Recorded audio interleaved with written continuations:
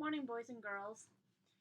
I hope that everybody is doing well and staying healthy. Mrs. Champ said that almost every single one of you has turned your packets in. I'm so very proud of you. Hopefully, by now, you've gotten your new packets. And remember, if you have any questions, have your parents or whoever is helping you with your packets to get a hold of me. Okay? We're going to finish off on chapter 10 today, a sleuthing trip. So when we left off, Mr. Hardy had gone to New York to check on the wig. All right, here we go. Frank and Joe's first stop was the Hardy garage. Looking in, they saw that only Mrs. Hardy's car was there. Their father had taken his sedan to the airport and not brought it back. "Dad's not home," Joe cried excitedly. "Now we'll hear what the surprise is." Dashing into the kitchen, he called, "Mother!" "I'm upstairs, dear," Mrs. Hardy called back. The boys rushed up to the front stairway 2 steps at a time. Their mother met them at the door of their bedroom. Smiling broadly, she pointed to a packed suitcase on Frank's bed. The boys looked puzzled. Next, from her dress pocket, Mrs. Hardy brought out 2 plane tickets and some dollar bills. She handed a ticket and half the money to each of her sons, saying, "Your father wants you to meet him in New York to help him on the case." Frank and Joe were speechless for a moment. Then they grabbed their mother in a bear hug. "This is super," Joe exclaimed. "What a surprise." Frank looked affectionately at his mother. "You sure were busy today, getting our plane tickets and money. I wish you were going too." Mrs. Hardy laughed. "When I go to New York for a weekend, I want to have fun with you boys, not trot around to police stations and thieves' hideouts," she teased. "I'll go some other time. Well, let's hurry downstairs. There's a snack ready for you, then I'll drive my detective sons to the airport." In less than 2 hours, the boys were on the plane to New York City. Upon landing there, they were met by Mr. Hardy. He took them to his hotel, where he engaged an adjoining room for them. It was not until the doors were closed that he brought up the subject of the mystery. "The case has taken an interesting turn and may involve considerable research. That's why I thought you might help me." "Tell us what happened so far," Frank requested eagerly. Mr. Hardy said that immediately upon arriving in the city, he had gone to the office of the company which had manufactured the red wig. After sending in his card to the manager, he had been admitted readily.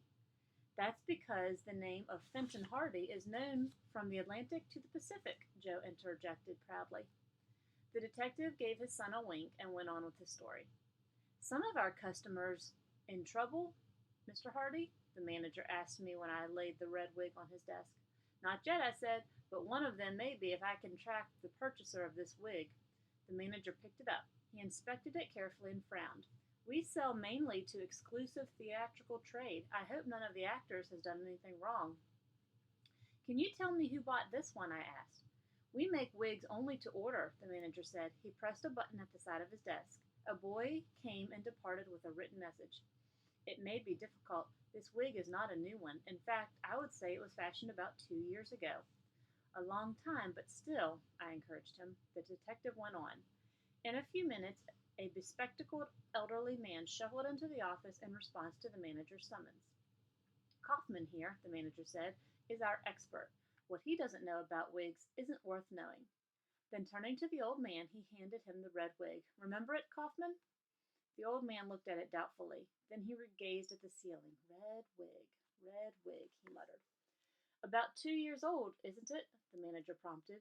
"Not quite. Year and a half, I'd say. Looks like a comedy character type. Wait till I think. There ain't been so many of our customers playing that kind of part inside a year and a half. Let's see." The old man paced up and down the office, muttering names under his breath.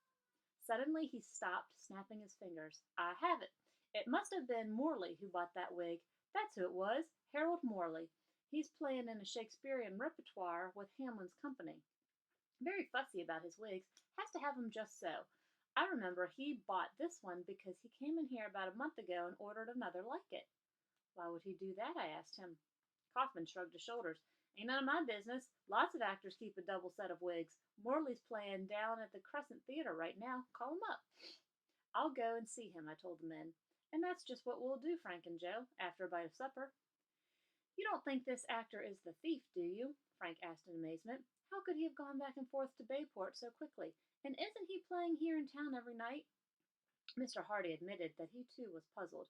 He was certain Morley was not the man who had worn the wig on the day of the jalopy was stolen, for the Shakespearean company had been playing in a 3 weeks' run in New York. It was impossible, in any case, that the actor was a thief. The three Hardys arrived at Mr. Morley's dressing room half an hour before curtain time. Mr. Hardy presented his card to a suspicious doorman at the Crescent, but he and his sons were finally admitted backstage and shown down a brilliantly lighted corridor to the dressing room of Harold Morley.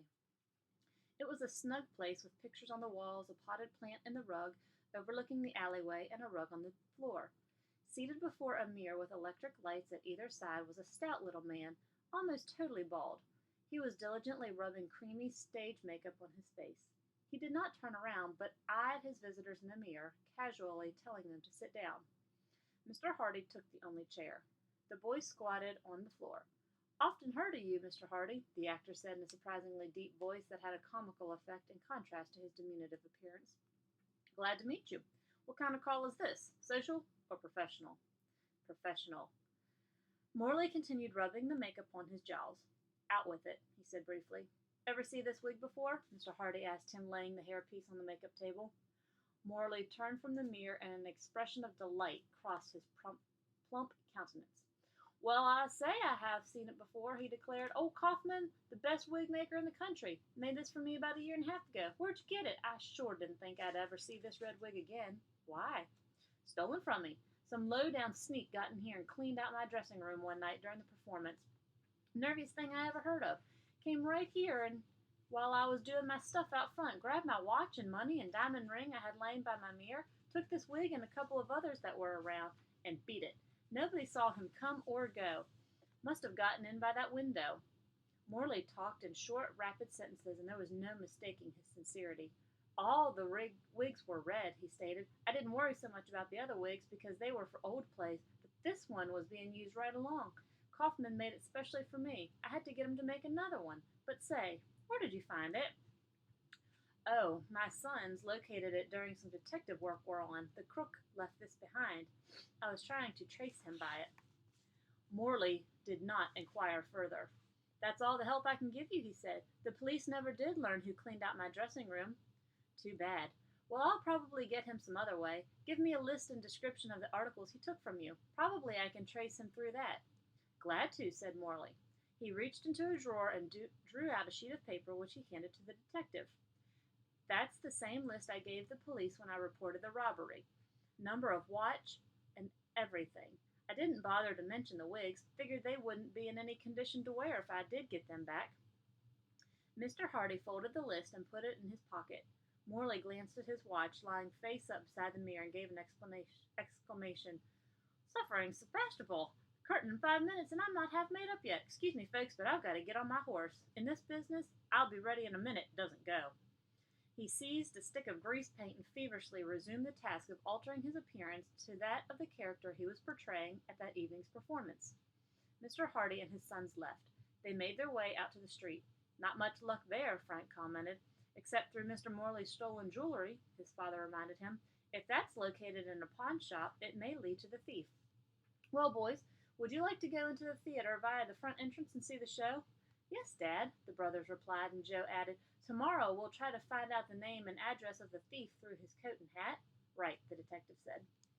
The Hardys enjoyed the performance, "The Merchant of Venice," with Mr. Morley as Lancelot Gobbo, and laughed hilariously at his comedy and gestures. The next morning the detective and his sons visited the store from which the thief's jacket and hat had been purchased. They were told that the styles were 3 years out of date, and there was no way to tell who had bought them. The articles, the head of the men's suit department suggested, may have been picked up more recently at a second-hand clothing store. The Hardys thanked him and left. "All this trip for nothing," Joe gave a sigh. His father laid a hand on the boy's shoulder. "A good detective," he said, "never sighs with discouragement, nor becomes impatient. It took years of persistence to solve some famous cases." He suggested that their next effort be devoted to doing some research in the city's police files. Since Mr. Hardy had formerly been a member of the New York City detective force, he was permitted to search the records at any time. Frank and Joe accompanied him to the headquarters, and the work began. First came a rundown on any known New York criminals who had used disguises. Of these men, the Hardys took the reports on the ones who were thin and of medium height. Next came a check by telephone on the whereabouts of these people.